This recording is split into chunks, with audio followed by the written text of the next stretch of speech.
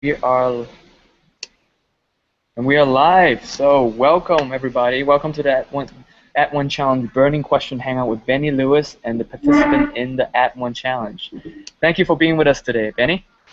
Thanks a lot for having me. I hope I can help everyone out with whatever issues they're having. Awesome. Well, the At1 Challenge is where language learners around the world support and motivate each other to strive for the goal of being able to hold a 15-minute conversation in 90 days. So 15-minute conversation with a native speaker in 90 days, and Benny Lewis is the master at this. And he built the biggest language learning blog, Fluent in 3 months on the planet, by doing just that. 15-minute more than 15-minute conversation in 90 days. But so more than 500 language learners around the world had done the At1 Challenge, and Benny, so you've been with us since the beginning, and you've seen the At1 Challenge grow. What do you think about the At1 Challenge? I think it's amazing. I keep popping into Facebook to see how much you guys are supporting one another, because you got your super active group, and people post questions and they get the answers very quickly, and when they share their success stories, they're given the encouragement they need, because a lot of people, I know when I would upload my first attempts at learning a language, I'd be so afraid that I'd get this stream of comments from people saying, "You're a fool, your language level is miserable, you'll never speak this language." We're really worried that this will happen. But when you're in a really encouraging community, you'll see that they, especially when several of them will speak the language, they will give you the encouragement you need. And it's always like when we think of language learning, we think of learning grammar and vocabulary and so on, but this mental side of things and just your own confidence in your abilities is so important, and a community helps you do that. Yeah, so thank you so much for supporting us and being with us, answering the burning questions we have. And so let's get started. So let's go ahead from someone. So who wants to ask a question first? All right, go ahead. Unmute yourself first, Catherine. Yeah, I had a couple questions, but my primary one, I guess, is about language juggling. So when you're on an intensive, like 3-month mission, I know you don't pick up another language, but do you still keep practicing all of your other languages regularly? And if so, what does that look like? Okay, very good question. Very good question. Thanks. Thanks for that, Catherine. So essentially, my key to learning languages and maintaining languages is focus. So whenever I'm on a 3-month mission, I decide that I'm going to lose my level a little bit in my other languages, because the time that I would put into maintaining those languages is time that I'm not putting in to this very, very short time period where I'm focused on one language. So the catch is, of course, my other languages will suffer. So whenever I've had 3-month projects, unless it's like when I was in Brazil learning a different language, then I'd obviously be speaking some Portuguese. But generally, I don't maintain any of my languages. I'm 100% focused, and then after the 3 months pass, I'll spend the rest of the year, 9 months, or in this case, I'm spending the entire year maintaining all the languages. And that is in itself a full-time job when you get to the amount of languages I have to juggle. I'm on Skype every day with at least 1 or 2 languages, and I just feel like I don't like the idea of doing anything half-assed. And if I was learning a language and maintaining my other languages, one of the two would have to be half-assed. So I just accept in 3 months' time, my level in the other language will go down a little bit, but I'll obviously not have lost it, because if I did a previous project in it, I will have spoken it fluently, or I've already mastered, got to C levels, whatever it is. You accept that it's gonna go down a little bit, but then you can bring it right back up again. And what does that maintaining look like? So now that you're on this in maintaining languages, like how many times per week do you practice? What does your schedule look like for that? Yeah, so once again, it depends on the number of languages, and I'm currently trying to maintain like 11 languages, and that is a lot of work. So what it looks like is, instead of dealing with all languages at once, I go through waves. So for instance, the next few months, I want to improve my Mandarin, I want to perfect my French, so I'm actually practicing C2 French exams. I want to improve my Italian, which is kind of like B2. I want to push it up to C1. And then I think there's German as well. I want to kind of polish the edges of my German. So I'm focused on just those languages. So that means my other languages are going to go down a notch. So my American Sign Language is going to go down. My Portuguese. My Spanish is my best language, but it's still going to get a little rusty. And I accept that. So what I do is I'll have like 3 or 6 months where those... Hello? Uh-oh. Uh-oh. Benny? Benny froze. Oh my god. Benny left the group. Okay, so... oh, he came back in. Okay, good. Okay. Let's see.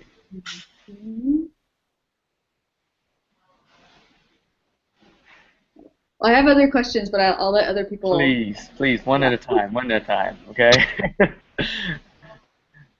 Benny, you back? Hello.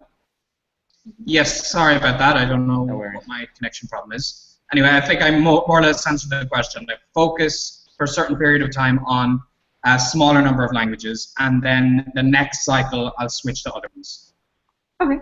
Cool. And this is why in the Add1Challenge we recommend people just focus on one language. We've done tests with many Add1Challenge in the beginning where we allow people to learn more than one, and none of them get great results in 3 months. So right now people can we recommend only taking one language at a time in 3 months, so that that will support people. Okay, great. Let's take one more question here in that Google Hangout before we go into other questions. Okay, go ahead, Kevin. All right, can you hear me? Yep. Yeah. Okay. Hi, Benny. You just said that you do a lot of online tutoring, right? Basically, my question is, when you're in the tutoring and you're practicing speaking actively, that's all well and good. But do you do anything? Do you record the conversations? Do you take notes? And what do you do with those notes and resources afterwards? Yeah. So this always depends on the level and the teacher. So for the earlier levels, I tend to have teachers that I'm working more on my conversational abilities. And at that stage, I will take notes and I'll see what my worst problem is and I'll try to solve that problem. And generally, it tends to be something that's all-encompassing. So I will need an entire week to work on it. Like I don't know, basic words to describe myself, or if it's Chinese, my tones are terrible. So whatever it is, I'll have one major problem that I need to focus on, and I'll try to focus on that. Now, in the later stages, all of the teachers that I have for B2 and above, I hired the professional teachers in italki, and they will actually dictate more of what I do, because I feel like I can be very self-directed, self-guiding as a beginner learner, because I've done that so often that I know what I need to do to force myself up a notch, and most of it is just practice. Practicing speaking and solving the problems that are preventing me from practicing speaking. But in the upper stages, I like to have a teacher who will assign me homework. So I have French homework for tomorrow. I have Italian things that I need to research. And yeah, so that's kind of less self-guided. So I kind of switch, and I think as beginner learners, you need to be speaking often and then seeing what is stopping you from speaking, and try to conceptualize that into something that you can work on intensively for a week. All right, thank you. Awesome. Okay, let's go with a question from people who subscribe to the Add1Challenge email list. Without textbooks, it's difficult to find a starting point and continue on a logical pattern, or at least an organizational one. What are the best ways to figure out how to start learning a language when you're teaching yourself? Yeah. Okay. I suppose the best. I've done a couple of languages like this where there's no good textbook. So it's not just a case of you have to go to the country. It's really hard to find them. So with Egyptian Arabic, and also when I was learning the basics of Quechua, there weren't like thick, grammatical explanations or courses or whatever. So in that case, I mean, it's self-guided. Like I said just a second ago, I am deciding which direction I'm going in, but I'm still working with somebody. And with my Egyptian Arabic, I would get on Skype and I'd talk to my teachers, and I'd ask them, what is my biggest problem? What do you think I need to work on? And they would tell me, you're reading very slowly. I think you should practice reading the script a little bit better, whatever it may have been. And I think when I say self-guided, I just mean that I'm kind of pushing myself in the direction I feel I should go. But I'm still going to try and work with somebody, because another person has so many things, especially because they're, compared to me, they're definitely an expert in the language. So there's so many things they can bring to the table. But without books, there are many, many other things you could do. So with my Egyptian Arabic, for instance, I listen to Egyptian radio because that, there's so many books on. You got some noise in the background. You got so many books on modern standard Arabic, but I didn't have any necessarily, or very, very few, on the Egyptian dialect, which calling it a dialect is not necessarily true. So I'd have to listen to the radio to get the gist of how things sound. I had to kind of come up with my own version. I had to find some kind of a text-based language, because using Arabic script for basic conversation wasn't as necessary. So I had to tell my teacher to help me write romanized version of what she was saying. I had to create my own Anki decks. So what I did for this is I had a list of vocabulary that I had learned in the lesson and their translation. I opened up an Excel file, put them all in one column in English, all in the other column in the target language, save it as a CSV file, and then import that into Anki. And then I would study it on Anki. So even though you don't go to the Anki shared database and download this list, you can still make a list of flashcards for you to learn. And of course, I talked to people who had gone through the process before, and they told me of resources that I never thought of. So even though I couldn't get any textbooks, they showed me a website that explained the dialect of Egyptian Arabic, how that worked grammatically, and that helped me a lot. So talk to other people, even if there's no textbooks. Unless you're learning an extremely rare language, you'll find loads of resources online. All right, I was muting myself. Awesome. So talk to people, ask questions, listen to radio, make your own deck on Anki. In the last Burning Hangout, we had Judith on, and she said something really, really useful. I think that even though when we try to be fluent in a language, it's like it's like such a huge climb. So what she recommended is just focus on topic. Like you can be fluent in one topic at a time. So just focus on a topic that you like to focus on, like to speak first, introducing yourself, and just go topic by topic. And if you don't know where to start on a textbook, start with topics that you're interested in first. It'll be an interesting way to start. Cool, Benny. Let's go with one of your readers. Yeah, thanks for that. Okay, I got a question from Laurie, who asked me, I frequently go to a restaurant where the owner and employees speak Spanish. I speak to the owner in Spanish when I'm paying my bill, and I'd like to have a longer conversation when the restaurant is not too busy and the owner is doing side work. Benny, what can you say to encourage me? Okay, so when you want to get conversation out in the field with people, this is, of course, what our friend Moses McCormick likes to call leveling up. And I've seen him do it in person, and I've shared the video. When you go to restaurants or you go to somewhere and you just get the chance to speak to someone. So if they're not too busy, if they're super busy, I would not recommend you try to strike up a conversation, because they're going to have to say, I'm sorry, and you might feel like, oh, it's because my level isn't good enough.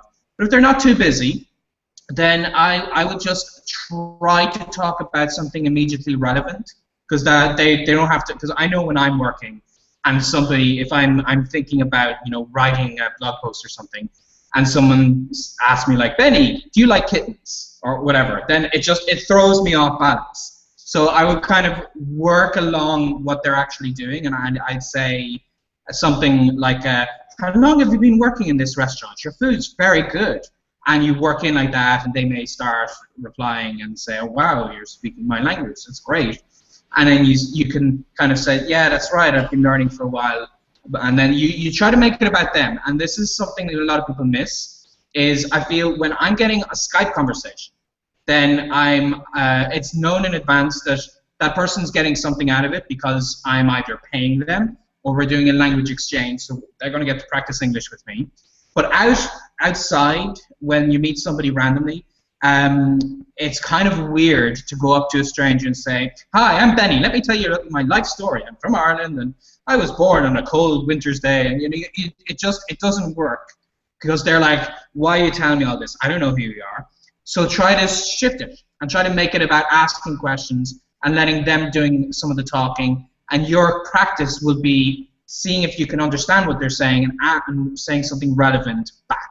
Because if you're not friends with that person, you want to be friendly and ask them something that's not too personal, but still shows them and lets them do some talking. So in that situation, where you're talking to like the owner of a restaurant, for instance, I would try to talk about their restaurant, talk about how do they make the food, and where does the food come from, and how long has this place been here, and what inspired them to move to this, whatever questions you feel like asking. And you can prepare these in advance. You can get on your italki teacher and say, look, this week I'm going to go to this restaurant, I want to talk to this guy, what should I say? And they'll give you an example of questions that you wouldn't have thought of that would be very good. Perfect. Role playing with a live person before you go into the restaurant talking to a person. Mm-hmm. Cool. Awesome. Okay, great. Let's take a question in the Hangout. Come on, guys. You guys got a question? All right. Go ahead. Yeah. Hey, Benny. How you doing? I'd like to know, you mentioned that you're working on pronunciation in Mandarin, that it was kind of one of the problems for you. How do you approach working on that now that you've been working on Chinese for a little while? Yeah, so my Chinese level is kind of dwindling between A2 and B1. It was at B1 and it's gone down, trying to get it back up again. So like I said, up until I'm at a confident conversational stage, I want to fix what my biggest problem is. And right now my biggest problem is not pronunciation. My pronunciation is far from perfect. My work on pronunciation is not over. But I do have tones at a certain level where the other person understands me. If I get them like 80% right, they will understand me. So my problem right now is I need to get better flow through practice, and I need to learn more vocabulary so I can talk about a greater scope of things. So that's not right now the pronunciation, and a lot of people are obsessed with pronunciation. And I think you should, as a beginner, you should learn it such that it is not hindering conversations. So when I started with Chinese, the lack of good tones was genuinely stopping people from understanding me, because I had my Lonely Planet phrase book and I was reading Wo, She, Iyer, Lan, Ren, and people would be like, what the hell is that? I don't understand that. So I had to perfect my tones, and not perfect, but improve. And then people could understand what I was saying better. But right now, that's not my biggest priority. And I've actually found that pronunciation, you work on it at the very, very start so you can get the particular sounds, even in European languages, the sounds you're not used to. And then I leave it till much later. So when I'm at like B2, C1, that's when I start actually getting music lessons. Or rather than getting a teacher in italki, I might get a speech therapist or someone who is an accent trainer, kind of like Idausa Ness. And I would talk to these people, and they would show me the problems that have lingered the whole time, and it's a good time for me to change it. Because I might feel, okay, I'm speaking very well, but I still have this accent that's annoying me. Now I'll work on that. But I think that like pronunciation, for me personally, is something I work on the very start until it stops hindering my conversations. And then I wait until I'm like B2 or C1, and then I start really tweaking the little things. Like in French, I found that one of the problems was my sentence rhythm, where you would understand me perfectly, but I didn't have the musicality that you should have in French. I kept like I picked up this habit of going up at the end of sentences, because when you speak French, you go up. And I kept doing that all the time. And my teacher told me that didn't really work in the way I wanted it to. So she trained me to get my tonality, my rhythm into a better place. So I would say with pronunciation, if the other person is understanding you and you're a beginner, you have bigger fish to fry. And then later on, it'll be a good time to perfect it so that you sound a little bit more native-like. Awesome. Okay, let's take one more question in that live hangout. Tamara, do you have a question? I got one. Okay, Brent. Hey, Benny, big fan of your work. I've learned a lot from your articles and book. So right now in the Add1Challenge, we're just going into the second half, and I'm sure we've all made a lot of great progress, but hitting that point where it's like you had the big, from 0 to 60, and now it starts to plateau out a little bit. What do you do when you hit that point to get to like reinvigorate your motivation and really hit that next level? Yeah, this is a tricky part because it's very easy to learn lots of stuff at the beginning to bring you forward, like you said, 0 to 60, because there's so many easy words to learn, so many phrases you can just assimilate in no time. And so, for instance, I think like one of my most intensive projects was Mandarin. And the first month I worked super hard, but I was making fast enough progress. And then at the middle, I was kind of reaching this plateau. And it's because you kind of have to have an adaptive learning approach, because what we're doing to get us up to the plateau worked excellently for absolute beginners. You learned lots of words, you practiced just basic conversations. Whatever you did, that worked right up to that point.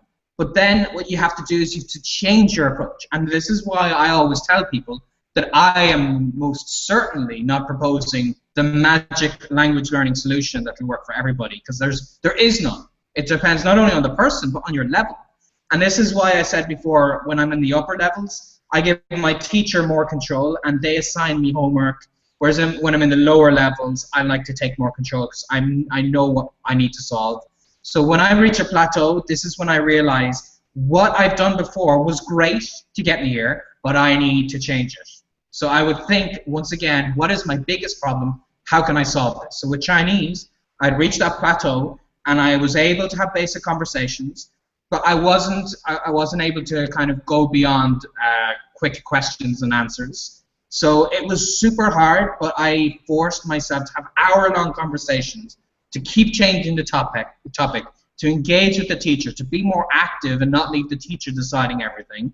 And it was so hard that I actually literally felt like my brain was oozing out of my ears. And at the end of every session, I would just collapse onto my bed. I would just like lie there for 10 minutes trying to massage my temples or something. So, but the thing is that when that was happening, I knew I was making progress because I was pushing myself. Whereas in the sessions that I was stuck at the plateau, I was maintaining what I was doing. I might learn a new word or two. But you really have to push yourself. If you don't feel that brain melting, then you're not really making progress. Because to really speak another language, you have to change the way you're thinking. I originally think like an English speaker. Now I have to think like a Chinese speaker. And it is hard. But like I said, try to see what your biggest problem is and change your approach. The approach you might have had up to now may have worked excellently, but you may need to do something else. And I've long accepted my speak from day one is from day one. But then after that, I may need to start reading a lot with my languages like Spanish and French. I don't need to practice speaking, but I do read a lot because reading gives me more vocabulary, and I'm doing exercises that I would never do as a beginner. So you learn to adjust based on what your current level is. And like I said, talk to your teacher and see if they have any suggestions. But change your approach if you're at a plateau. That's awesome. Great advice. Thank you. All right, switching it up. In Add1Challenge we talk about balancing playtime and study time. Actually, I have a question. So I know people. I'm just basically this question is based on looking at people in the Add1Challenge, and I think people are wondering about this.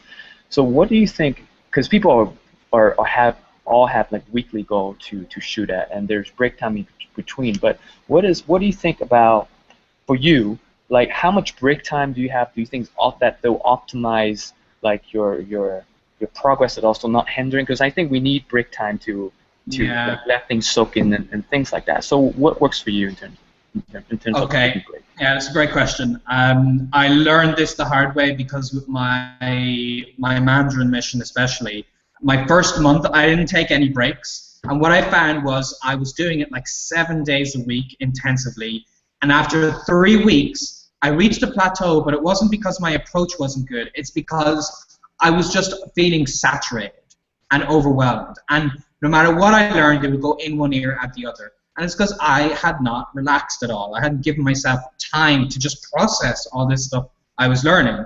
So what I found in my super intensive projects is I need 1 day a week where I'm just not learning that language. So I'm talking intensive like you're doing it 4 or 5 hours a day. Then 1 day a week I'll just go watch some silly movie with lots of explosions in the cinema, or I'll go have a picnic or whatever it is.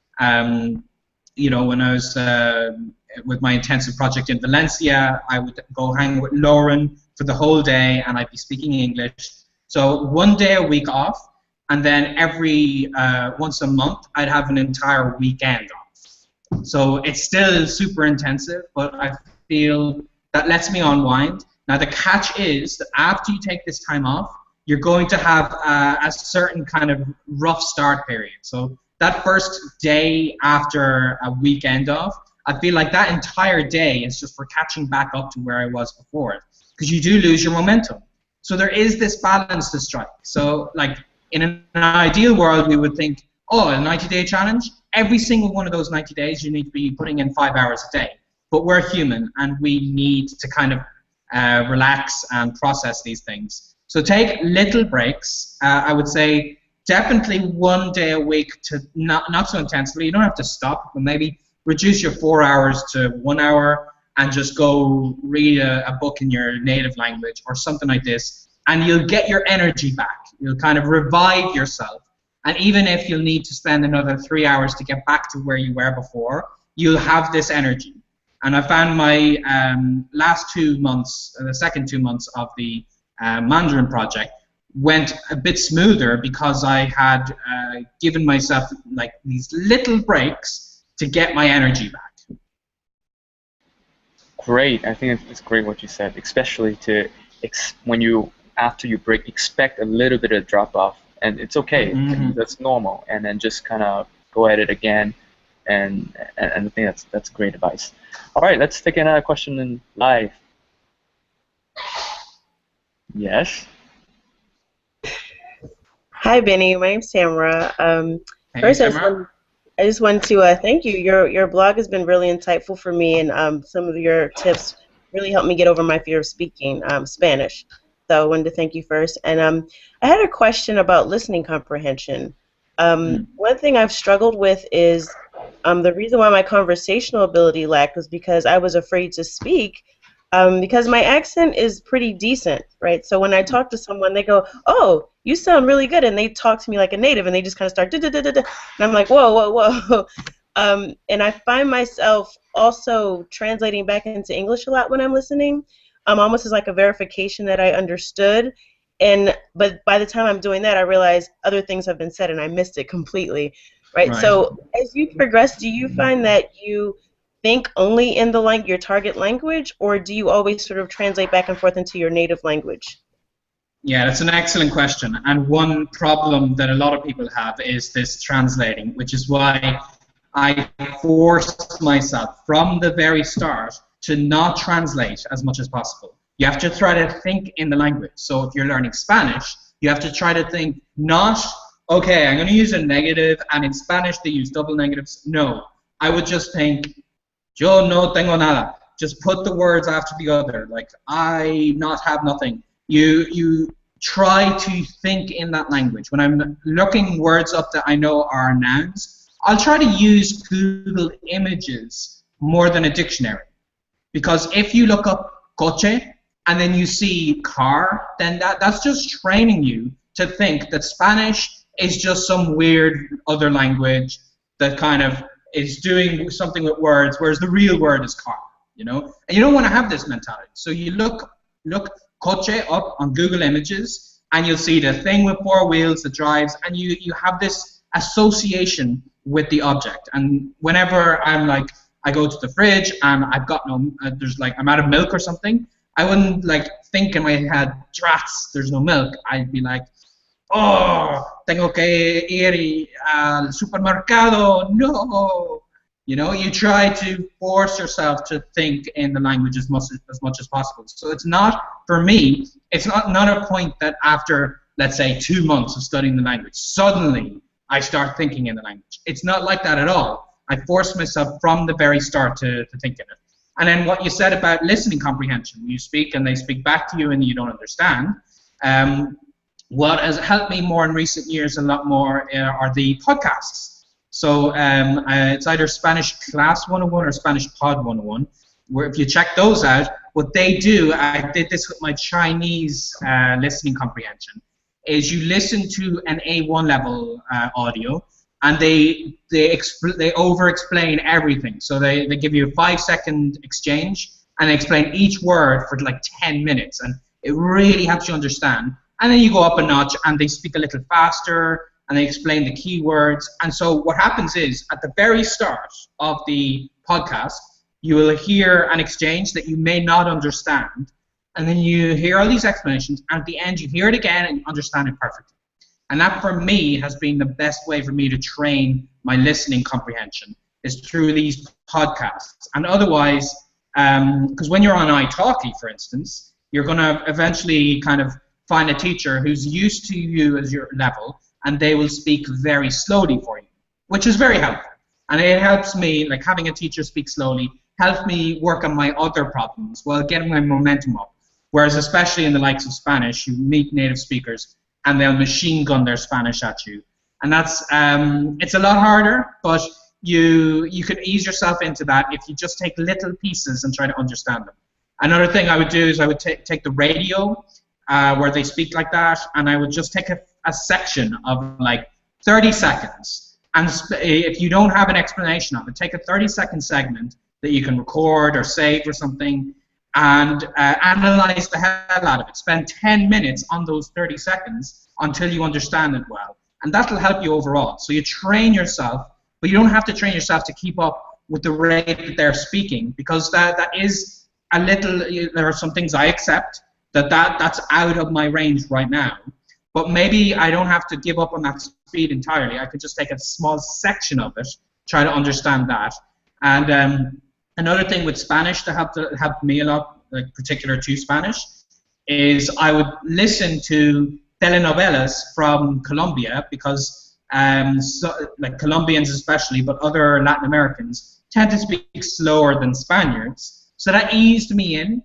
So like if they, let's say they speak like at 70% the speed, I got used to that, and that meant that the jump from 70 to 100% is a lot easier than the jump from 0 to 100%. You know, so get used to people speaking slowly, then get used to people speaking at an okay speed, and then speed it up even more. And then just one other tool I found that would be useful is I like to use Yabla for a couple of languages, Y-A-B-L-A, and they have a slow down speed. So they play audio videos of like normal stuff they find on YouTube, and you can slow it down to half the speed, and then you will actually understand people speaking their machine gun Spanish, because you'll hear it at a slower pace. And you can do that manually. You can, like, I think QuickTime or all of these, any software tool that you use for audio, there's usually like a half speed option, and if you use that, you'll get used to it, and then you play it again. And don't like, the thing about using on your computer is you can play things over until you understand them fully. That helps train you for the real world. So don't just think, I've heard it once, I don't understand, it's the end of it. Try to work through that, and you'd be surprised how far you get. Cool. Thank you. Awesome. So we are at our 34 minutes mark. How much time we got, Benny? Yeah, another 20 or so minutes, and then I'll have to pop off. Can I give one of my questions? Sure. Go ahead. That's my next. Yeah, all right. Alexander asks me, how do you find teachers when you start a new language? Plus, in what way do you ask them to teach you? So I think most of us know the answer to this question. I would use italki, and the way I find the right teacher, I wrote a blog post about this, is I'll actually look at their description, I look at the references people have left them, and I see, does that fit with what I'm looking for? So for instance, I might look for the word patient. If I'm an absolute beginner, I want someone who's patient. If someone, like even if they have a great review that says, oh, this teacher was amazing, she corrected all of my grammar mistakes, then that might actually put me off the teacher a bit, because I don't want my grammar mistakes corrected as a beginner. But if I'm a B2 or C1 level, then I might think, oh, that's great. I want to have every mistake driven out of me. So I'd look at that, and then I actually book a good, like 10 or 15 teachers. Even if it's a 3-month project, my first week, I'm going through a lot of teachers. Mandarin, I think I went through at least 20 teachers. And I decide, okay, I like this teacher, make little notes. This teacher spoke too fast for me. This teacher was too much of a perfectionist. And then I get it down to just maybe 2 teachers who I'll stick with for the rest of the project. And then one more question I have here is from Caesar. Benny, I'm a Mexican guy learning English for a year, and I'm stuck at intermediate level. What would you suggest for getting my level up a bit? So yeah, my speak from day one stuff is all for beginners to get to intermediate. But from intermediate and up, I actually think that traditional learning approaches are very good.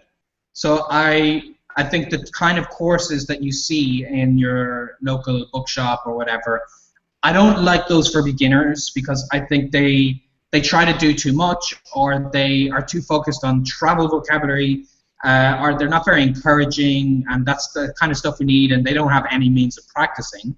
Whereas from intermediate on, the grammar lessons help you tidy up the problems that you have. And then traditional teachers, that not necessarily traditional in a classroom, but teachers who assign homework and give you exercises. If you're doing this one-on-one via Skype, this can be very effective. So I actually do go back to methods that people generally use at the start, which I don't think are the right time for them, and I use them in the middle, because that's the time when all this traditional approach of weeding out the mistakes and so on, that's when I want to be doing that. So if you're at an intermediate level, I would say, pick up a grammar book, do some exercises, get on Skype and have complicated conversations, not just, how are you today? I'm fine. I try to talk about the latest news and politics, and it's hard. When I try to do these in my, even my B2 languages, I have to think a lot, because there's so many words that I'm not used to using, because I'm only used to talking about casual things. But you force yourself out of your comfort zone. And it's like I said a few minutes ago, if you're at a plateau, then what you've done was great to get you there, but you need a new approach. So try a completely different approach. If you look at other polyglots, what does Luca Lampariello say? What does Judith say? What do all these people say? And maybe see, if you followed my advice, where I talk a lot about the beginner stage, maybe you'll find someone else whose advice fits for you more as an intermediate learner to progress to the next stage. Awesome. Trying different approach from different people. And I think it's really interesting when you said to even try the traditional methods. Just by switching it up and see if it works for you. I mean, that's experimenting and testing at different levels is really what it's all about, to see what works. Okay, cool. Another question live? Anybody here? Yin, you got a question? Okay. So, this is my first foreign language that I've sat down and said, okay, I'm gonna learn this, and I guess I just assumed that the acquisition of vocabulary comes through like word by word. So like when I study Swedish, I go to memorize and I take its most common words and I do through that, and then I put that into my Anki deck and then do Anki, but I've recently been told like don't do that at all. You do it by sentences, and I was like, I didn't even think of this, and it threw me off guard. And so I was wondering how that your vocabulary acquisition comes in. Yeah. Well, keep in mind that there are so many different opinions, and there's a lot of controversy on every aspect of language learning. So if somebody swoops in and tells you, don't do that, that even if I tell you, you have to do this, you know, take it in your stride and decide for yourself if it's working for you. So if learning words individually is genuinely helping you have conversations, then that works for you. You don't need to change that. But if you've been doing all this work and you're still not able to use those words while you're speaking, then that tells you maybe you need to switch it up a bit. And what I tend to lean towards those who do say you should learn words in context. Because when I first started using Anki and I used these top 1,000 vocabulary words, I would go through it and I would remember the word, but the context, the only context for me, was my Anki screen. So whenever I was speaking to somebody, and it was so weird that I was like, okay, this word, I know this word. I would have to actually imagine my smartphone screen because that was the only context I had. And that's not really very useful. Whereas if you learn it in an entire sentence, that's your context. And you think to yourself, oh yeah, that was the word that he said it was his favorite animal. And it gives you more of a hook into learning the word. Now, having said that, I do learn words in isolation, but I try, if I can find pre-made sentences or if I can make the Anki text for a language I'm learning myself, I would prefer to do that because I feel it flows a lot more. And with Anki, what you can do is you can highlight the words, you can make them a different color, so you still you don't focus on the rest of the sentence. You don't have to learn every word in the sentence. You're just kind of saying, you know, my favorite animal is the cat, is cats, and then you think, okay, cats, I'll remember that. But you just use it in a sentence that is more natural for it to come up in. So it really depends. I would say if you are getting on Skype and you're speaking the language and the words you've been learning through, you know, out of context, just individual words, if you're still able to recall them in an instant, that method works for you. So don't necessarily give up because someone else tells you people who learn words out of context are idiots. You know, you don't have to pay attention to that. If it's working for you, try different approaches. Try to learn via sentences. Give it a whirl for a couple of days and see, is this actually helping you learn the word faster? But maybe in your case, you might find all the other words are distracting you. So I'd say there's no real answer to this, but you should test it out. I do find that words in context help me personally, because like I said, I tend to think of the context of my Anki deck, which is not the best context to be learning or to be remembering from. But you can only find out by testing. So there is no right or wrong answer on this. So give it a whirl. Isn't that cool? You know, this is awesome. That Benny, you're not like stuck in like you have to do it my way. You know, it's everything. Everyone's different. You know, we all test it and see what works best, and then we work what works best for you. What that works for you, and just keep going with it. And then you switch it up when it doesn't work. That's all to it. Okay, so let's go with a question from the Add1Challenge email list. I think this is very interesting for me. I want to see your take from how you answer this. What do you do with the new material that you acquire after you study from a Skype session? So, because we get all these materials, how do you review it? What do you do? All right. So I would put it into an Anki deck if possible. I would put it straight in there. When I'm super busy, one thing that I actually did with, for instance, when I was learning Egyptian Arabic, is I hired a guy on Odesk who lived like in the middle of Egypt, and he was not expensive at all. It was just a few dollars an hour, and I would send him my big list of words, and he would do the work to create the Anki deck. So if you're super busy, you can actually figure your way around that. But even if you do it yourself, you just, like I said, you create an Excel file, you save it as a different kind of file extension, which you can then import into Anki. And I find that what I would do, because then the problem is you start to have multiple decks. So rather than do it at the end of every session, at the end of each session, I would take those words and put them into the file, and I wouldn't necessarily export the file yet. I would create one deck per week, and then that gives me time to work on the previous deck and to keep working on that vocabulary. And it might mean that in my Anki database, I'll have like 12 different decks, because one for each week of the 3-month project. But that's fine, because each deck, as the earlier decks, as you're finished them, the review process, you might only need to review 3 words that day, and you can start in your previous decks from there. So yeah, I would just try to make the note of the words and put them into Anki. And like we were saying before, if you find the context helps, try to make a note of the entire sentence that you said the word in.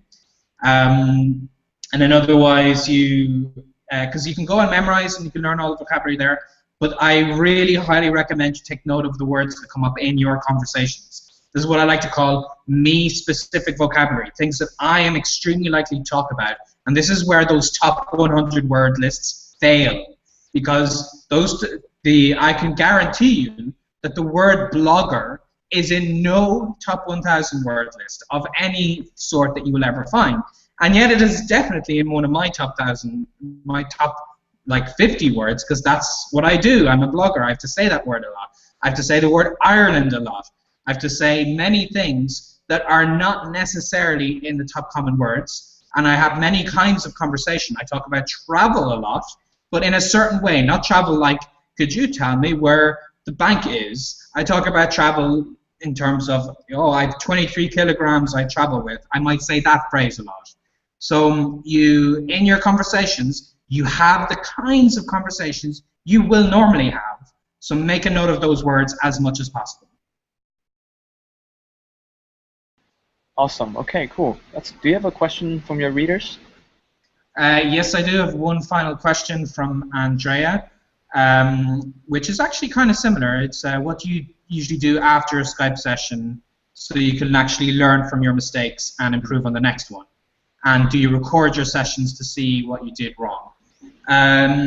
So you can record your sessions, and I think it's okay to record them if you're not putting them up online, or you're not sharing them with anybody else. Otherwise, you should absolutely ask for your teacher's permission. All of the videos you see on my YouTube channel where there's somebody else, I made sure they were okay with that.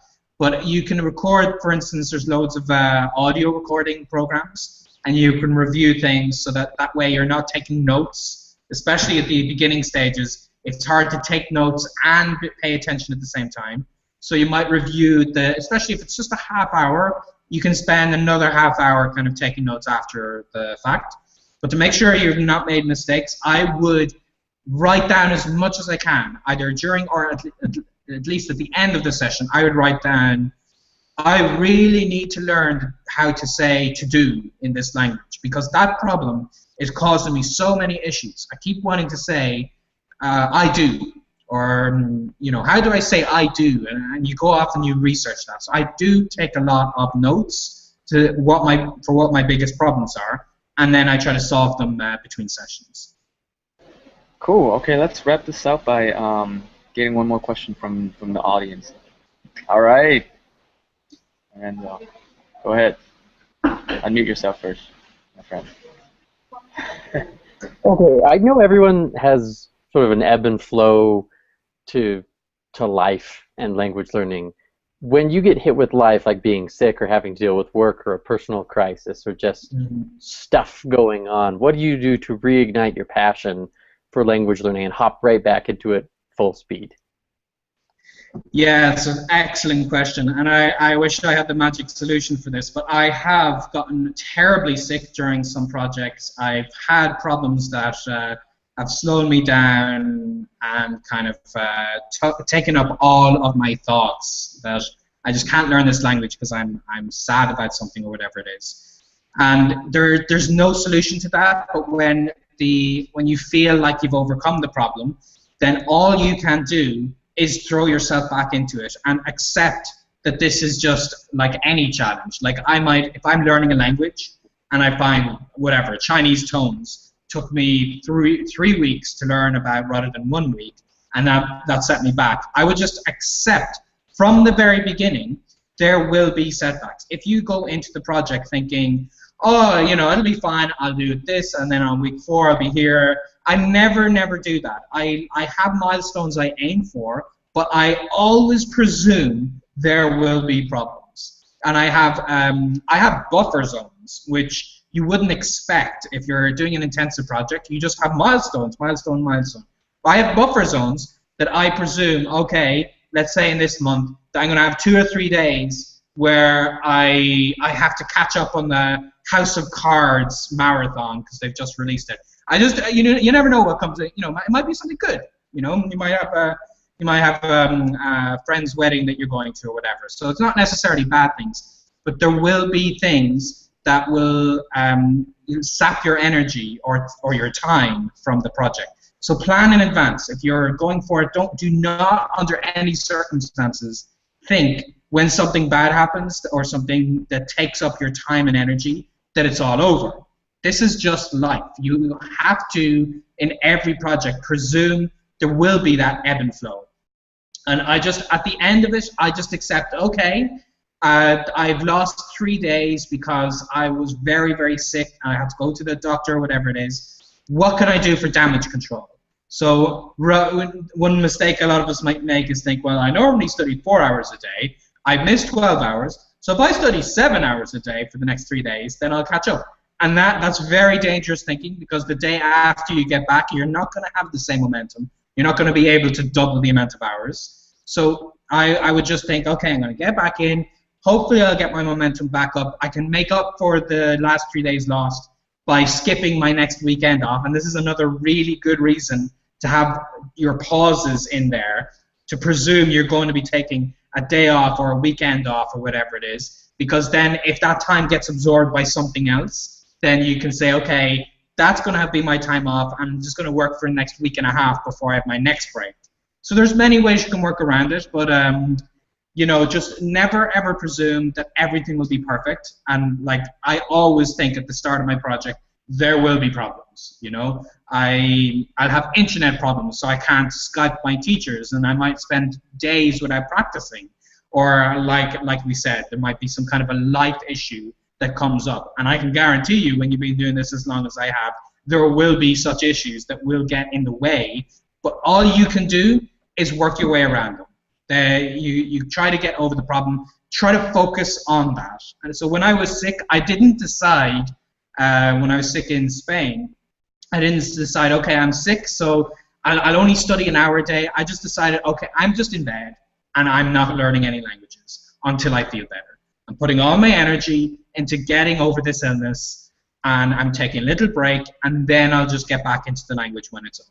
So you will run into these issues. So never ever presume, and I'm sure all of you watching this who might have 90-day projects, 90 days is a lot of time to not have any problems. We will always have something that comes up in this time. So that's okay. Don't think that it's the end of your project because you've lost a day or 2 or 3. Just think this is just natural. I can guarantee you everyone else who's going through intensive projects has to deal with other such issues. So don't worry about it, and when you've gotten over the problem, just try your best to get your momentum back up. Cool, awesome. Oh, in one of my challenges, I was going through a separation with my long-term relationship, so I kind of use my target is only an hour a day, and then I kind of use that hour to let go of dealing with that, kind of just, okay, this hour I'm just going to focus on language learning, and kind of use language learning as giving me space of not, like, you know, like we need a break to you know, we can't really, like, you know, have arguments all the time. So use that, and at the same time, sometimes it's okay to just have playtime, like just to relax and get back to it as soon as possible. Yeah, absolutely. Use your language learning as a chance to relax. So when I'm learning some language, rather than make it about I have to study, I have to learn, I'll try to just have a nice chat with somebody. I'll be like, oh, did you see what happened yesterday? Or, you know, what's going on with this ridiculous dress? Is it really gold? And you just have a conversation about whatever silly thing people are talking about, and you relax that way. Don't think of language learning as hard work.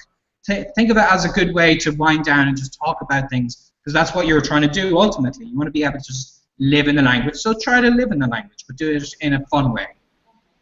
Cool. All right. So I want to wrap this up by asking the participant a question. So anybody want to share what they're getting out of the Add1Challenge, just quickly? Anybody? I will, I guess. Cool. So I think I've gained a lot of confidence more than anything else. Just knowing that it's actually like a reality, and it's not just something that, oh, maybe I'll do someday, you know what I mean? It's something that I can do now, and it's possible, and I'll do it, you know what I mean?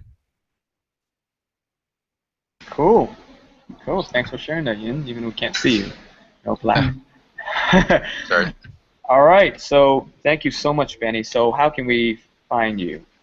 Where? Yeah, just check out fluent3months.com.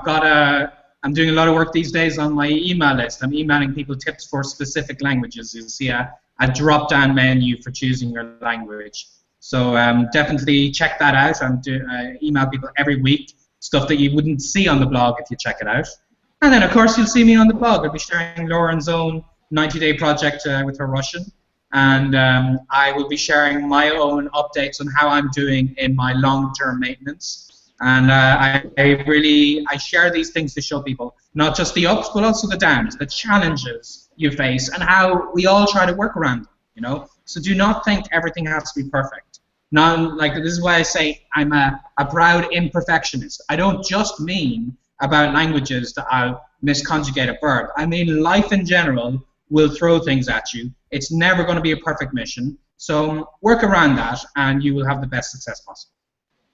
Awesome, and we're starting a new Add1Challenge very soon. So pay attention if you want to find out more about the Add1Challenge. Go to add1challenge.com and subscribe and get notified when the next Add1Challenge opens up for application. Thank you so much, guys. It's a blast, and I'll see you guys soon. All right. Take care, everyone. Take care. Bye-bye. See ya.